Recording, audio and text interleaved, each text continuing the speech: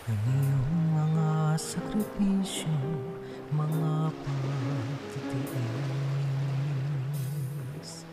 Ako ang dahilan, ako ang iyong pinag-ukulan. Ang iyong mga sakripisyo, mga pagtitiis. Ako ang dahilan, ako ang iyong pinag-ukulan.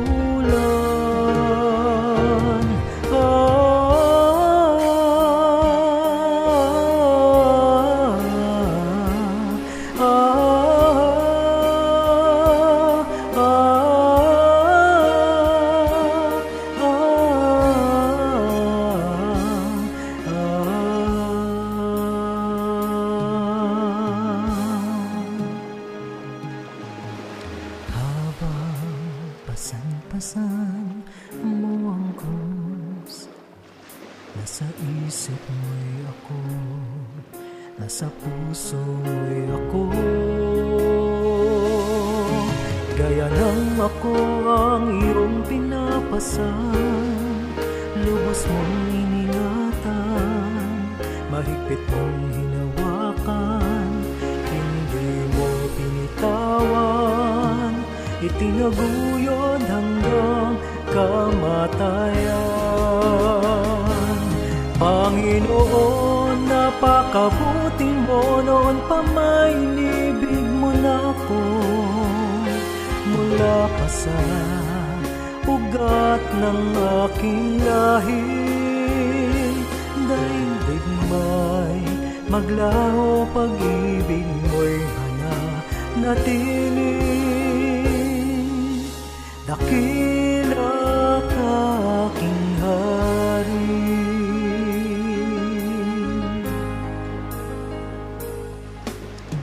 Habang pasan-pasan mo ang krus, nasa isip mo'y ako, nasa puso mo'y ako.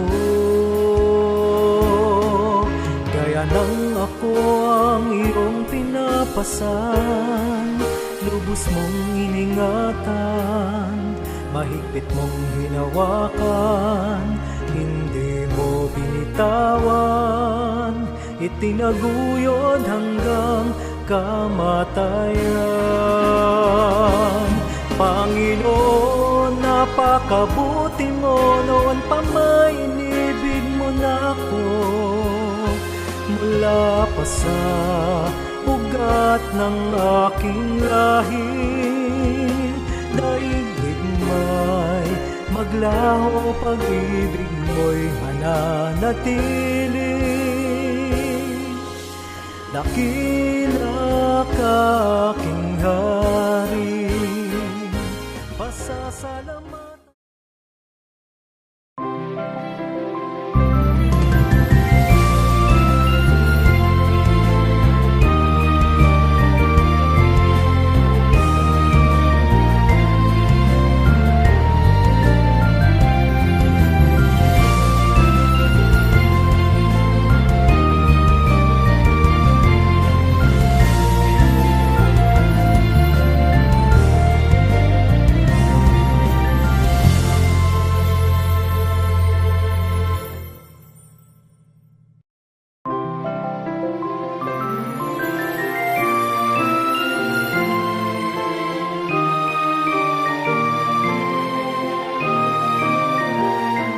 Magandang gabi sa aming mga taga-subaybay.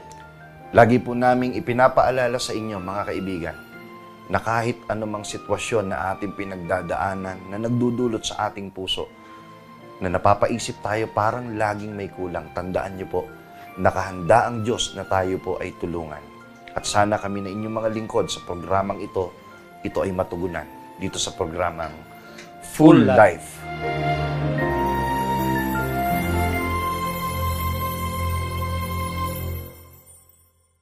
Good evening and welcome back sa ating mga viewers sa Evening programang Full Life.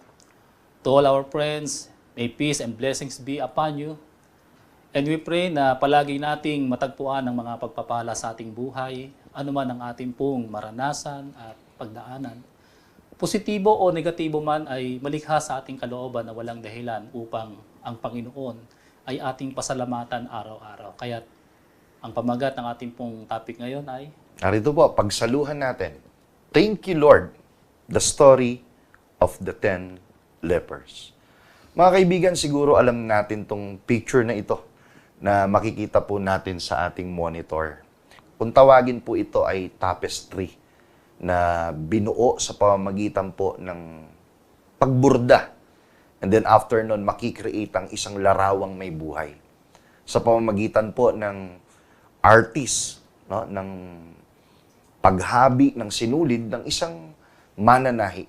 At tiyak na habang ginagawa nila ito, hindi lang po kaligayahan ng kanilang nararamdaman, dumarating for sure sa isang pagkakataon, dumadanas din sila ng kalungkutan. Pero siguro, Brother Amadeo, hindi yun ang mahalaga. Ang importante sa kanila, yung pagkatapos nito ay makita nila ang resulta ng kanila pong ginawa. Totoo naman, mga kaibigan, ito'y kagaya ng ating buhay. Mararamdaman natin ang ating sarili na sa pagdaan natin sa daang papunta sa nais nating maging buhay, ang fulfilling life or complete life. Hindi natin maiiwasan ng mga madidilim na pangyayari. Gaya ng mga problema sa trabaho. Lagi natin sinasabi to, Brother Amadeo, sa pag-aaral po ng ating mga anak, relationship, karamdaman. O kahit sa mga may ministry po dyan. Minsan naiisip na din natin na parang wala nang katiyakan. Opo. Pero alam niyo po, ang magtaglay ng ugaling mapagpasalamat ay maitutulad natin sa isang ilaw na bumubuhay ng ating pag-asa. Kaya samahan niyo po kami at atin pong simulan ang pag-aaral ng topic na ito. Brother Amadeo?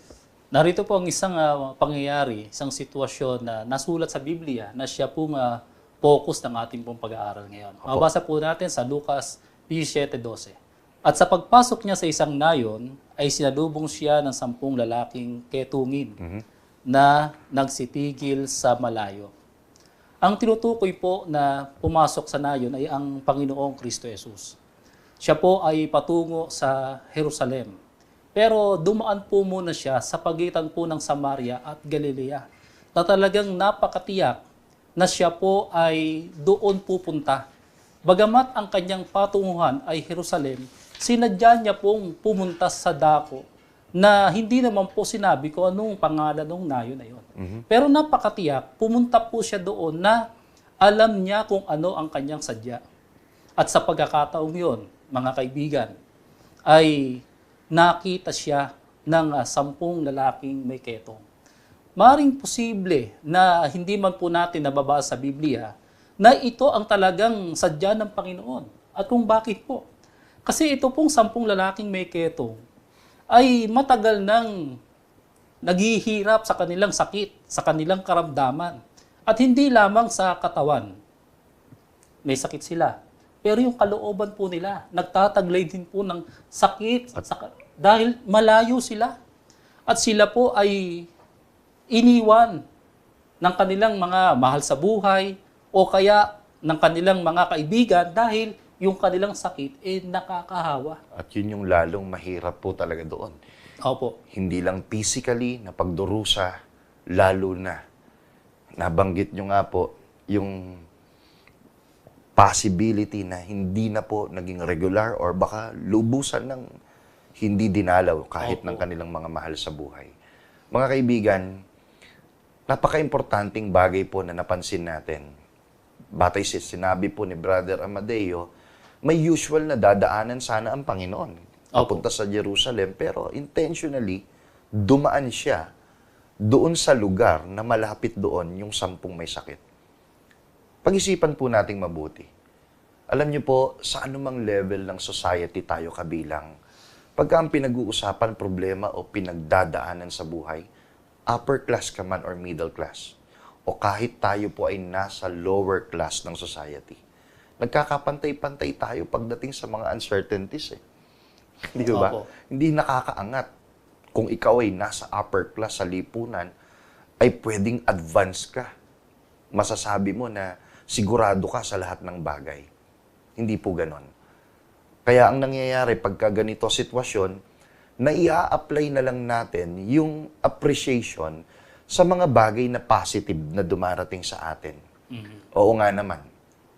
Normally, paano ka magiging thankful kung feeling mo dahil sa problems ay hindi ka na useful?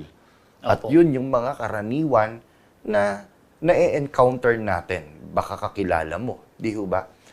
Hindi man gaya niya ang 10 may ketong na may sakit, pero ina-isolate natin or dinidistansya natin ang ating sarili.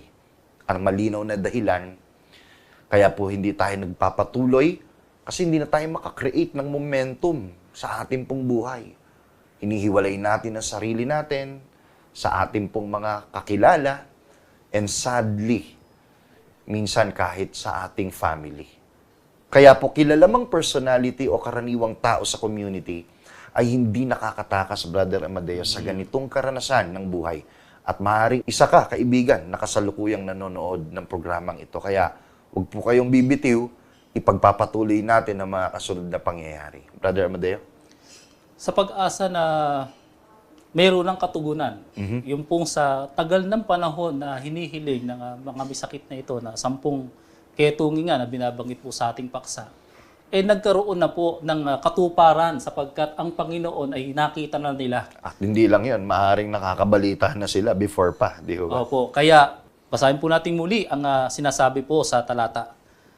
Lucas 17:13, At sila'y nagsisigaw na nagsisipagsabi, Guro, maawa ka sa amin. Ito po ay isang matibay na pag-asa sa kanilang kalooban. Ang kanila pong pagsasalita o pagsigaw na humihingi sila ng tulong sa Panginoon sapagkat ito pong kahilingan na ito ay maaaring sabihin natin na ito ang kanilang pananampalataya na magagawa sa kanila ng Panginoon na matagal na nilang inaasam na sana ay dumating na sa kanilang buhay. Kaya sa pagkakita po ng mga may sakit na ito sa Panginoon, sumigaw sila ng buong pag-asa. Malakas, talagang nasa kalooban nila, nasa pananampalataya sila, kaya kahit sila po ay malayo o kaya ay nasa isolated na lugar, dahil nga po doon sa kanilang karamdaman, ay umaasa sila na ang kanilang sigaw na ito ay maririnig ng Panginoon at sila po ay kahabagan. Opo, literally, pag malayo ang inaasahan mong tutulong sa iyo, ang pagsigaw ay isang expression ng paghingi ng tulong. Di ba? Kung atin pong pag-iisipang mabuti, ang kasalukuyan nating sitwasyon. Makita natin yung koneksyon ng pangyayari sa buhay ng 10 may sakit sa kasalukuyan nating buhay, mga kaibigan. Nabanggit ko, ito isang ekspresyon ng paghingi ng tulong. Pero ang tanong, paano? Kung sila noon, intentionally ay dumaan ng Panginoon, hindi lang yung Brother Amadeo Opo. Ayon sa pag-aaral, mas malayo dapat yung lalakbay ng Panginoon going back to Jerusalem, pero doon sa dinaanan niya, mas magiging malapit yung kanyang magiging journey pabalik po sa Jerusalem. Kaya mapapansin po natin, mga kaibigan, pinapadali ng Panginoon or pwede ko sabihin, tinutuldukan ng Diyos yung mga pinagdadaanan natin sa buhay. Ang kailangan lang, mapansin po natin. At kung mapansin natin, kailangan nating i-express yung ating pong paghingi ng tulong sa Kanya kasi sayang yung opportunity. Opo. Baka lumagpas pa. Mga kaibigan, ang tanong nga ay paano? Paano natin ipapadama sa Diyos na tayo po ay humihingi ng saklolo sa Kanya? Makaka-relate po tayo sa isang verse, mga kaibigan, sa awit po ni Haring David. Ito po yung sinabi niya na sagot kung paano natin ma-express ang ating damdamin. Ganito po ang sinasabi. O magpasalamat kayo sa Panginoon, sapagkat siya'y mabuti, sapagkat ang kanyang kagandahang loob ay magpakailanman. Dito po talagang masabi natin kilalang kilala ni Haring David ang Panginoon. Sapagkat sa panahon ng kanyang pangangailangan, ang Panginoon ay laging sumasagot sa kanya. Ang kailangan lamang ay ang buong pananampalataya na tumatawag sa Panginoon. So, makikita natin, mga kaibigan, no, yung sagot. Sabi ni Haring David kasi, sapagkat siya'y mabuti. Yun po yung nagpapakita ng pagkakilala na ang Panginoon ay may kakayanang magpabago ng ating pong sitwasyon.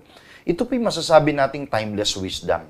Mula noon hanggang ngayon, mahalagang malinaw na alam mo na tanging Panginoon lang ang makakasaklolo sa iyo. Ibang issue yung gumagamit siya ng kasangkapan. Inimagine ko, balik po tayo doon sa 10 may sakit. Inimagine ko, Brother Amadeo, bago pa mangyari yung pag-asa nila na ang Panginoon ay dumaan sa kanila. Opo. In other words, ay gagawa ang Diyos intentionally ng mabuti sa kanila. Yung 10 may sakit na yon, wala pa man. Pero dahil sa pagkakilala nila, for sure, nakakabalita na sila. Opo. Yun yung keyword. Yung pagkakilala nila sa Panginoon, mga kaibigan, enough na maging basis para hindi mo pa man nare-receive yung ina-expect mong tulong na ibibigay sa iyo ng Panginoon, eh, pwede mo nang masabing, thank you, Lord. Hindi pa nila nakausap o nakaharap, malamang nasabi na nila ito. Walang iniwan yan sa naranasan po nating lahat, mga kababayan, nung mga nagdaang panahon, yung pandemic. Di po ba? Isolated tayo. Wala tayong ginagawa kundi mag-abang, manood sa balita kung ano na possible na mangyari. Pero naghihintay tayo ng good news. At pagka in-announce na yung, ang tawag po doon, Brother Amadeo? Ayuda po. Yung ayuda darating na. Hindi mo pa nare-receive sa kamay mo, pero nasasabi mo ng, salamat. Di ba? Opo. Napapasabi na tayo ng thank you. Mga kaibigan, lalo na po sa Panginoon. Bago pa natin asahan na siya ang may kakayanang tutulong sa atin, yung pagkakilala natin sa Kanya, na siya'y mabuting Diyos at tiyak na dadaan sa atin sa pinakamabilis na paraan, sa pinakamalapit na pagkakataon, gaano man kahaba ang panahon ng ating paghihirap, tutuldukan ito ng Panginoon. Kaya mga kaibigan, sana po makita natin, wag na wag pong mawawala sa ating kaisipan, ito ang way para ma-express natin ang paghingi natin ng tulong sa Kanya. At higit sa lahat, wag nating ma-miss na ang Diyos ay deserve niya na marinig sa atin ang mga salitang salamat, Panginoon. At ulitin ko po, ito ang ilaw na nagbibigay liwanag sa ating mga nawawalang pag-asa. Yung attitude na yun. Di ba? Kaya po, hindi lamang po pangako, kundi ito ay salita ng Diyos na mapanghahawakan. At sapagkat salita ng Panginoon, mangyayari ito. Sigurado At yun po. ang pag-asa po ng mga may sakit na ito na sumisigaw sa Panginoon. At tunghayan po natin muli ang sinasabi ng Biblia. Sa Lucas Kapitulo 17, versikulo 14, at pagkakita niya sa kanila, ay sinabi niya sa kanila, magsihayo kayo at kayo'y pakita sa mga saserdote. At nangyari na samantalang sila'y nagsisiparoon, ay nangalinis sila. Mga kaibigan, ito po ay mapanghahawakan natin sapagkat salita ng Panginoon. At ito'y hindi lamang sinasabi niya para doon sa mga may sakit, kundi sa lahat ng mga nakararanas na katulad ng mga may sakit na ito. Kaya narito po kaibigan, ina-isolate ba natin ang ating sarili ngayon? Dahil sa tingin natin walang tutulong sa atin. Pro ka ba sa relationship mo? Sumuko ka na ba dahil sa sakit mo? Ay kaibigan, wag nawang mangyari. Kahit in advance, pwede mong sabihin ngayon, thank you Lord. Amen. At napakasarap sabihin sa Panginoon, maawa ka sa amin. Tandaan po natin, nasabi lang yun ng 10 may sakit. Note po, nung kaharap na nila ang Panginoon, ibig sabihin, pwede kang umasa na makakaharap mo ang Panginoon. Kung kahit sa panahon na hindi mo pa siya kaharap o nararanasan ang presensya niya, deep within your heart, alam mong may mabuting Panginoon na dadaan sa lugar mo. Opo. O pinagdaraanan mo ngayon, saan ka man naroon. Kaya wala pong ibang solusyon kundi ang maging mapagpasalamat tayo sa lahat ng sitwasyon.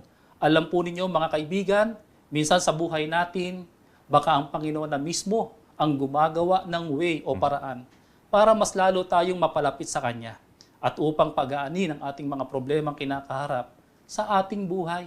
Gaya ng mga problema sa trabaho, pag-aaral, relationship, at lalong-lalo na ang connection po natin sa Panginoon. At yun ang pinaka-importante sa lahat. Di Opo. ba? maging sa mga may ministry po diyan, mga kaibigan. Napakahalagang makita po natin, gumagawa na ng way ang Panginoon. Siya na mismo ang nagnanais na yung matagal na paghihirap ay umikli. O hindi lang umikli, kundi magtapos na.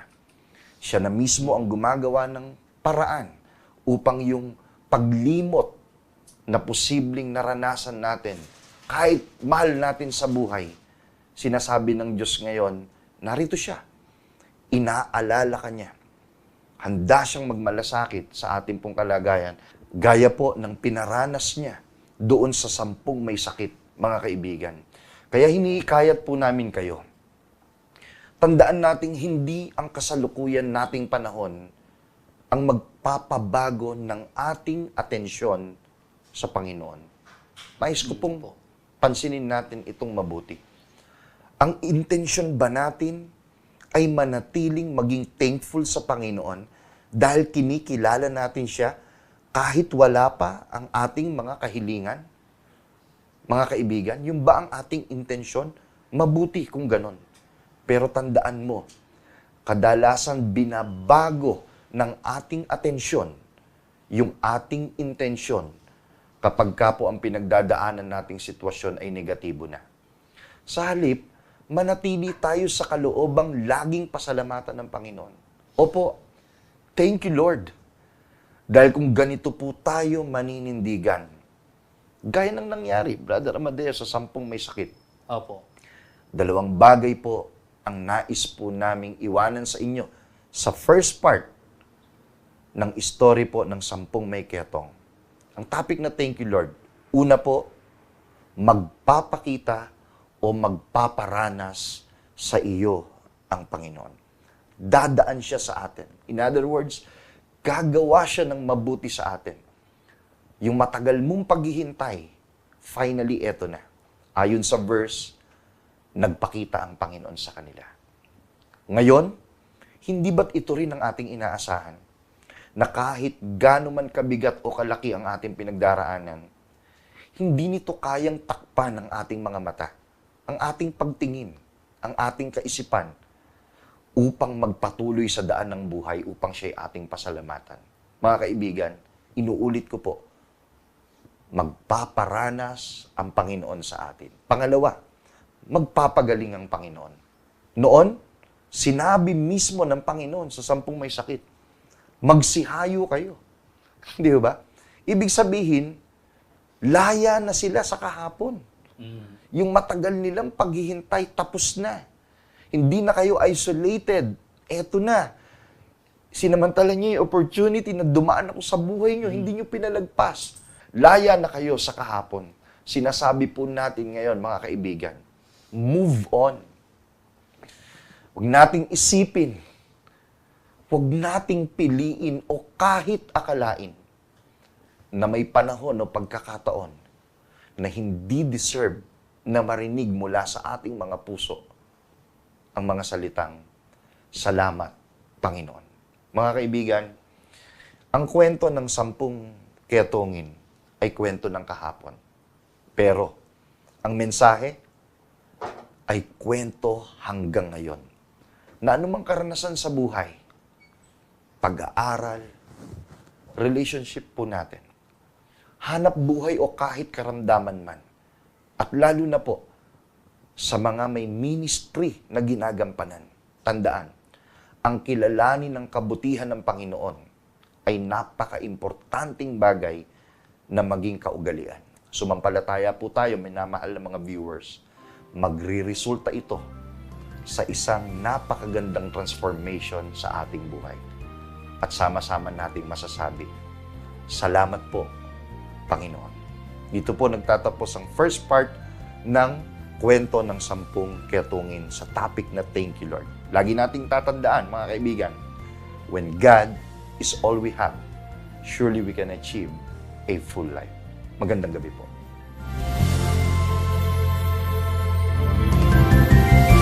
Maraming salamat po sa inyong pagtangkilik sa palatuntunang ito ng Kabanal-Banalang Iglesia ng Diyos kay Kristo Jesus.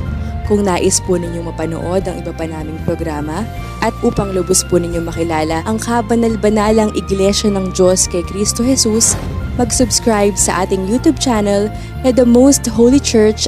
Bisitahin ang aming Facebook page na MHC Media. At bisitahin ang ating official website na www.mostholychurch.com. Maraming salamat po!